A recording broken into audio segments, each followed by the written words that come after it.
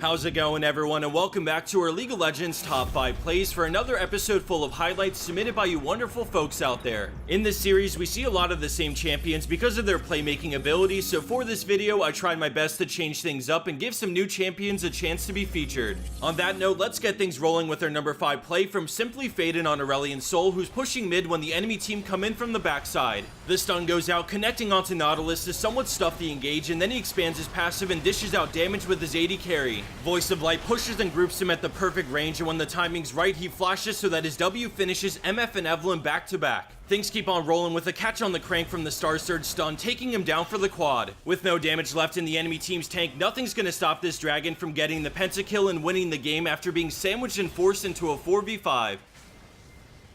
Drifting his way into 4th place, we have SKT Phoenix, who does Senpai Prowl with some amazing moves on Azir. As they rush the dragon, keep an eye on the soldiers that are moved over to the incoming Corki and Rek'Sai, racking up some good damage. Azir has to fall back with the team because current call bullets are coming in, but out of nowhere he flies back, flash ulting all three. Through the exhaust, he stands by his soldiers and autos until the very end, surviving by a slim margin, but making that big play to scoop up a bunch of kills. There's still one final boss, the Fed Jin, who was ulting earlier, but he doesn't see Azir coming, and a final drift gets the trade kill, which puts us at a 4 for 2. Normally when Jin ults and so many enemies are nearby, your full focus is on staying safe and dodging, but I love the decisiveness of Azir to clutch out this play.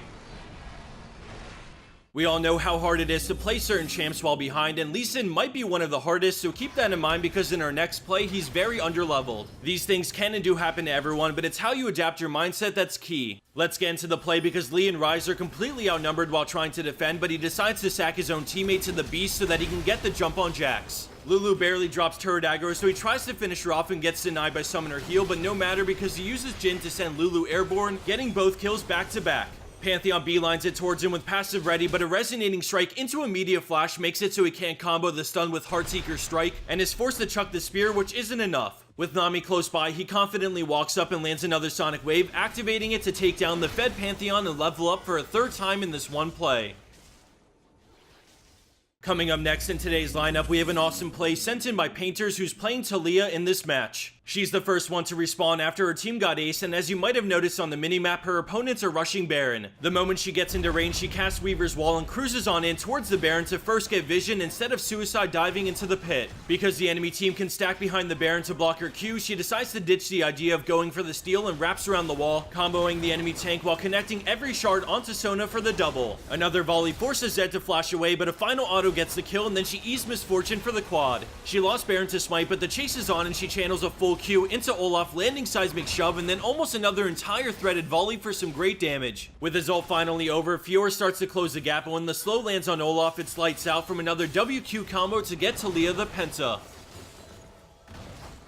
And for our number 1 pro play for this week, we have the Forsaken Panda, who pulls off what every Karthus main dreams of. You know, all the Karthus mains out there. His team gets caught out by a bunch of crowd control, and while they kite back, he throws out Qs and turns on Defile. Keep a close eye on the lay waste placements as he exhausts the enemy Yasuo and starts burning through the opposing team's Locket shield. Despite the 5v2, he walks into the heart of the enemy team to get a better position, going into stasis right before the Leona stun connects. At this point, he's done for, but watch closely at these next few Qs because he really pushes his passive to the limit, landing one final lay waste before last second channeling Requiem for the instant Pentakill. It's super hard for a champion like Karthus to land the number 1 spot, but between his decision making, positioning, and knowing the limits of his champion, he essentially 1v5s this team fight.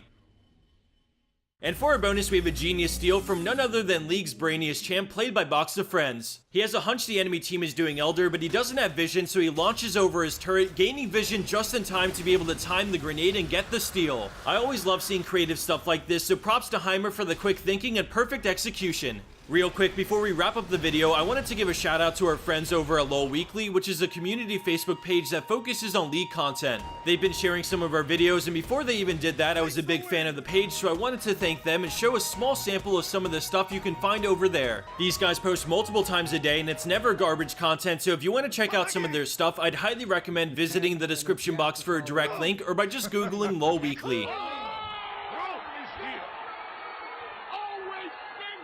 Thanks everyone for watching, and congrats on the Mars 6 for winning a Cloud Stinger headset from our week 295 giveaway. Be sure to subscribe so you don't miss out on any of our future videos, and if you want to go the extra mile, click on that bell icon which is located next to where you subscribe, and that way you'll get notified on all of our video releases. Thanks again everyone, and I hope you have a wonderful day.